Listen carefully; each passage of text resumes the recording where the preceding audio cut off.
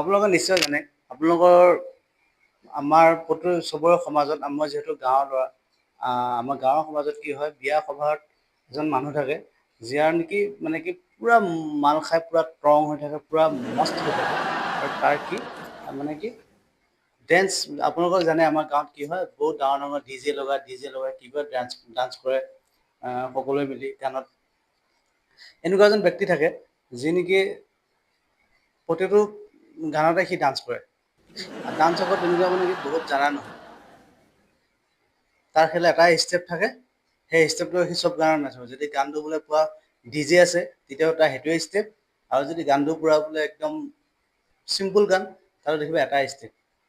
আৰু ভুলতে যদি কোনোবা আহি ডেন্স মাৰিলে, তাৰ মানে সি মাৰ ঠাইত সি লুটিয়াই বগুৱাই দিব, জানো এনেকুৱা মানে সি শ্ব'টো তাৰ কাৰণে ৰাতি শ্ব'টো বুক কৰি লোৱা গৈছে।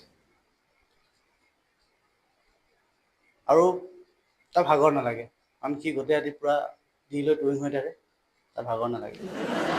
কোনোবাই যদি তাক অলপ গতিয়াই মেলি দিয়ে, তাৰ মানে ইগ'ত লাগি যায়, তাৰপিছত আহি দেখিবা আকৌ ডবল স্পীডত পূৰা মাৰা আৰম্ভ কৰি দিব। আপোনালোকৰ সমাজত চাগে এনেকুৱা মানুহ আছে, যি এনেধৰণৰ ডান্স কৰে। গতিকে যদি এনেকুৱা মানুহ আপোনালোকৰ সমাজতো এজন আছে, কমেণ্ট কৰি জনাবচোন।